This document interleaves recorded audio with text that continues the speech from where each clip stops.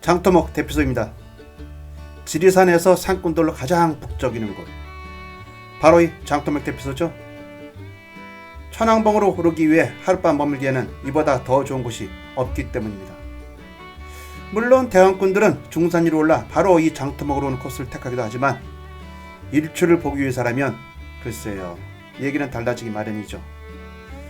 이곳에서 천왕봉까지는 겨우 1.7km 밖에 되지 않으니까 말입니다. 그렇게 산꾼들로 붐비던 이 장터목 대피소가 요즘은 코로나19 여파로 좀 조용합니다. 장터라는 이름이 무색해졌습니다. 그런데 그 예전 1세기 때 만든 지도를 보면 이곳이 장기항이라고 표기되어 있습니다. 이 장기항을 그대로 우리말로 풀어 쓴 게 장터목이었나요? 아니면 원래 장터목이었던 것을 일본인들이 억지로 한자로 표기하다 보니 장기항이라고 쓰게 된 것인가요? 어쨌든 인문지리적으로 살펴볼 때 산청의 덕산 사람들과 함양의 마천 사람들이 장을 벌이던 장소에서 이런 이름을 가지게 되었다고는 하죠. 역사적으로 보면 지리산을 처음 찾던 이들은 문수보살의 설법을 들으려 반야봉을 향하던 불자들이었을 것입니다. 그런 다음 그 뒤를 잇는 게 바로 천왕봉의 영험한 기운을 받으려던 무속인들이나 민간인들이었겠고, 기록에 의하면 그 뒤를 잇는 사람들이 성리학의 유입과 그 괴를 같이 하는 것 같습니다. 즉 경물치지를 추구하는 유학자들이 불교와 무속을 비판하면서 우리나라 국토에 대한 인식 제거를 위해 이 지리산을 찾았던 것이죠. 그러면서 경세 제민의 현실을 인식하고 자아 성찰도 하기 위함이었다고는 하는데, 그런데 기록을 통해서 보면 그들 사대부라는 사람들이 한 행동들이 말이 좋아 자아 성찰이고 국토에 대한 인식 제고였지, 사실 지금 우리들의 노력을 보면 정말 웃기지도 않았었죠. 그때 이 지리산이 국립공원으로 지정되지 않아서 그랬지, 만약에 국립공원이었었다면 과태료 좀 많이 냈을 겁니다. 그들의 폐해는 이따 다시 들여다보기로 하고 일단은 넘어가죠. 어쨌든 그들의 지리산 산행은 15세기 이후로 집중되어 있습니다. 그런데 그때 이곳을 지난 전필제 김종직을 유시한 박열양, 유몽인 등 여러 선인들의 산행길을 봐도 장터목이라는 지명이 보이질 않습니다. 그런 걸 보면 이 장터목이라는 이름은 아마 구한말에나 지어진 이름이 아닌가 싶습니다. 어쨌든 그렇게 오고 가는 사람들이 많다 보니 지리산 사람들이 걷던 길도 달라졌습니다. 즉 예전에 그들이 천왕봉을 오르던 루트는 가장 고정적인 루트로 지금의 동부능선을 타고 하봉, 중봉을 이용하는 루트, 백무동에서 고감이라고 부르던 하동바위에서 바로 제석당으로 올라 천왕봉을 오르는 루트, 거림이나 한신계곡에서 올라 주룡을 따라 향적사라 일컫는 산이샘 우측 사면을 타고 오르는 루트, 이 정도였을 것입니다. 그렇다면 지금의 장터목 대피소 부근은 그냥 지나치게만 하면 되는 곳이었지 지금같이 이렇게 사거리가 되어 시끌벅적한 곳이 아니었을 것입니다. 가장 주된 이유는 이 능선에는 물이 없었기 때문이죠. 그래서 당시에 천왕봉을 오르던 루트를 제석봉 북쪽 방향은 창암능선이 시작되는 제석당이라는 당집이 맡았고, 지리 주릉은 제석봉 남쪽 방향, 즉 산이샘에서 사면으로 오르는 길목에 있던 성모사의 향화사찰인 향적사가 맡았다는 것입니다.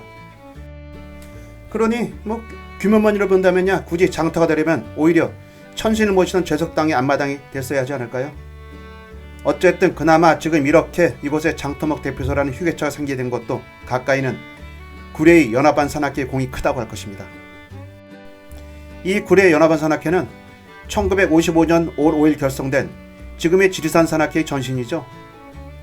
당시 구례중학교 교사였던 우정조 선생에 의해 만들어진 이 산악회는 요즘은 노고단으로 더 잘 알려진 길상봉을 시작으로 그 시절 지리산 등록 개척에 나섰으니 지리산과는 때려야 뗄 수 없는 그런 산악회입니다.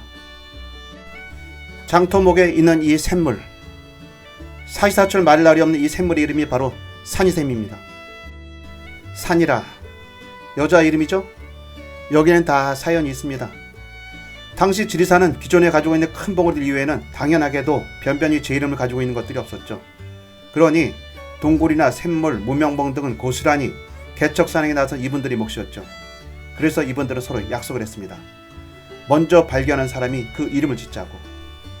그렇게 종주 산행을 하던 어느 날 장터목에 도착한 일행들은 여느 때처럼 밥을 해먹기 위해 중산 이쪽 계곡으로 물을 들어가게 되었죠.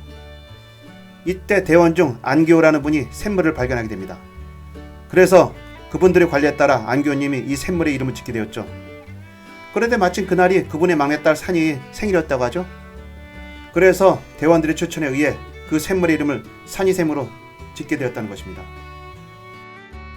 졸저 현호가 걷는 지리산 434쪽을 보면 장터목에서 야영을 할 때 발견한 샘물을 마침 같은 날 등려를 한 대원의 딸에게 산이라는 이름을 지어주면서 이 샘물도 산이샘이라 명명한 데서 연유한 것이다 라고 써놨는데, 여러분 산악회의 문지기 회장님 기억이 맞는다면 제가 사료를 잘못 찾아 인용한 것이로군요.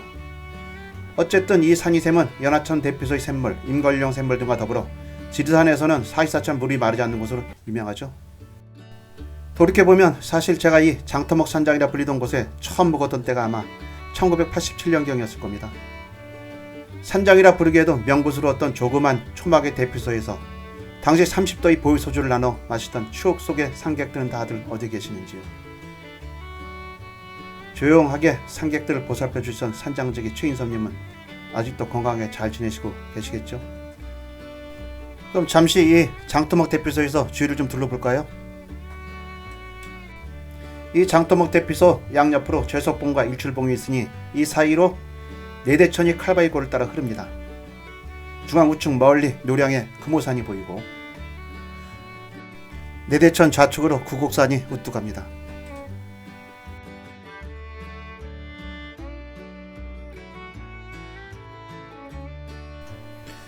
진행 방향 좌측으로 아까 보았던 바위봉이 바로 일출봉이고,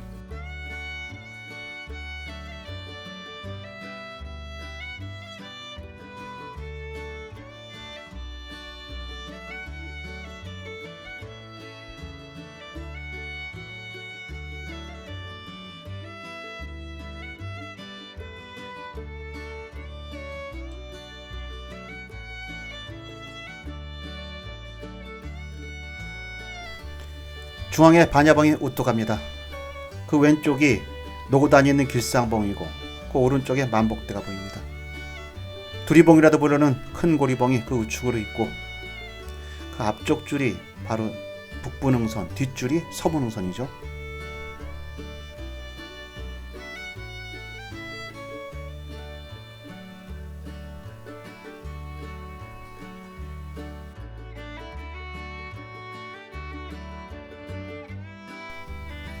그리고 우리 눈은 고리봉, 세걸산을 지나 발해봉까지 읽을 수가 있습니다. 그 발해봉 옆이 덕수산이죠. 그리고 마천면 소재지를 지나 임천지맥이 흐르는 삼봉산이 보입니다. 지맥이라는 이름이 아직은 낯설겠지만 저와 같이 걷다 보면 대한민국 산축기를 다 익히게 될 겁니다.